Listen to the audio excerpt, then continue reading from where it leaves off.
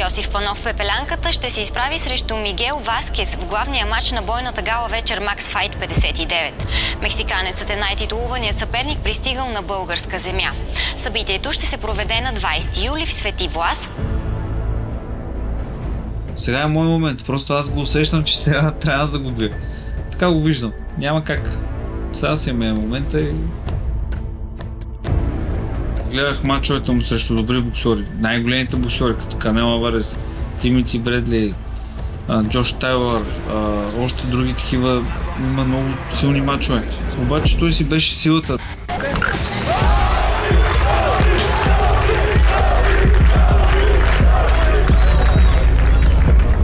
Това, в който прави Max Fight за нас е, че само мога да се радваме, че това може да се случи в България. Първото, което е. Йосиф Панов да дойде на кантара. Йосиф Панов е 67 кг.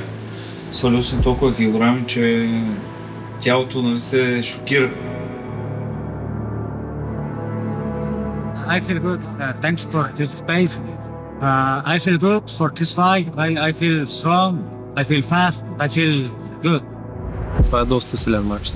Все пак и матчът е 8 рундов, не е за титла. Друг, нали, чист късмет, пак така с Мигел Васкес. Сещам, че той не е активен повече от една година и за него сега е важно той да влезе в ранглиста. В момента не е ясно той къде е в ранглиста и той може би е видял някакъв шанс в този матч. Хем да се върне в ранглиста, хем за победа. Всички етапи минахме от подготовката. Лагери с по-тежките тренировки, полеко намалихме натоварванията. И като се трябва, заострихме накрая, минахме бързината. Последната седмица вече по-лекичко. Повече тактика и противника го разучаваме до последно, къде мога да го пробием. Браво, Алекс! Извикахме един 42-и в света, който е на супер добро ниво и момчето ми помогна точно за мача много добре. Той със всяка една среща все повече расте и умствено и самоконтрол и абсолютно. Той е професионалист. Да, той просто всеки матч е по-добър и не е спрял да бъде по-добър, откакто той беше на 18 години, мисля, че почнахме. Просто аз го гледам как той се вслушва във всеки един съвет, каквото му кажеш, така го, той вече на следващия път, като го видя, той вече работи с тия съвети, той ги е приел и ги прилага. He is very strong. He's more aggressive and I will be with my distance. Ще бъда по-буден, т.е. ще очаквам повече неочаквани неща, така че по време на матча също ще трябва да бъда доста буден. Да променя веднага начина на нанасяне на удари, защита и така.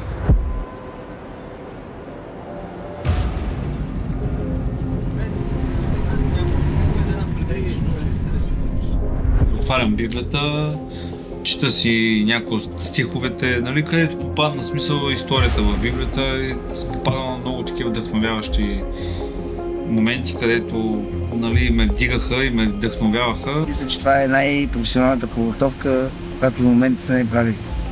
Сега уверен, натрениран, има такъв хъс, между другото, това е една от срещите, която да виждам в очите му такова желание, което само много ме радва.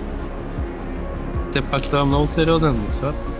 Просто не знам на какво ниво е подготвен. Той и за нас е голям риск този матч, защото той може да е тренирал 6 месеца, може да е тренирал и месец и половина.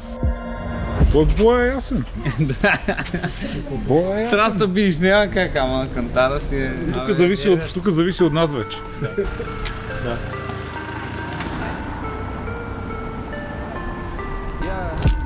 Днеска е деня, така че сутринта първо ще си разтегна една физарядка, си направя да се подготвя мускулите и психиката за бой. И цял ден след това ще се остана в стаята. В почивка няма да излизам, дори няма да ходя да обядвам.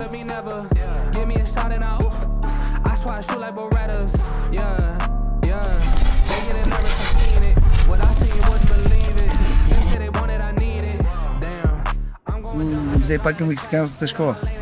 Да не забравяме, тя е една от най-сериозните в професионалния бокс.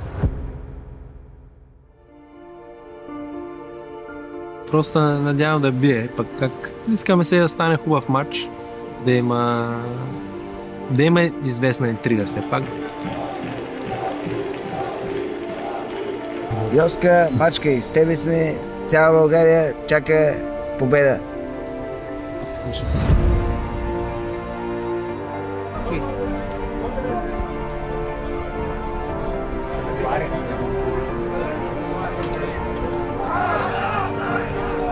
Ти си след Сим, моето момче. Йосиф е в силата си. Надявам се да е по-бърз и да успее да го стига. Хайде, слагайте му ръкавицата ми тук. Самият Васкес е точно...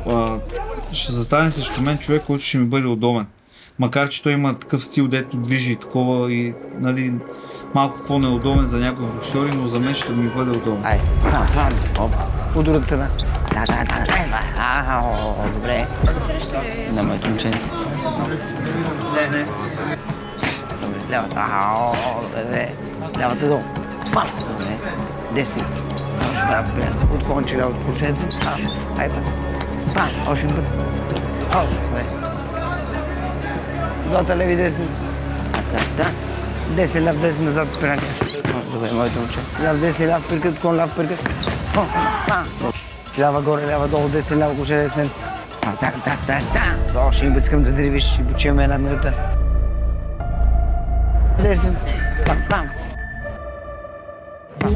Мигел Васкес! Всички знаем кой ще се изправи срещу него, но все пак посрещаме Йосиф Панов!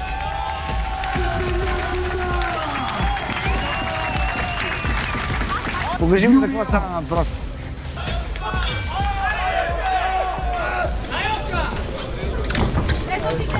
Спокоен. По-малко, по-далеч. Иде ли от толкова? Браво, веди го това него.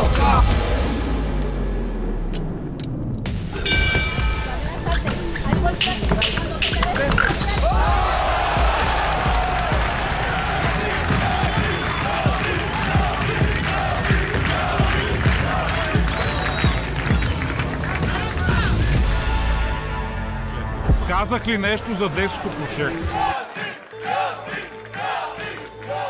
Победител Йосиф Панов!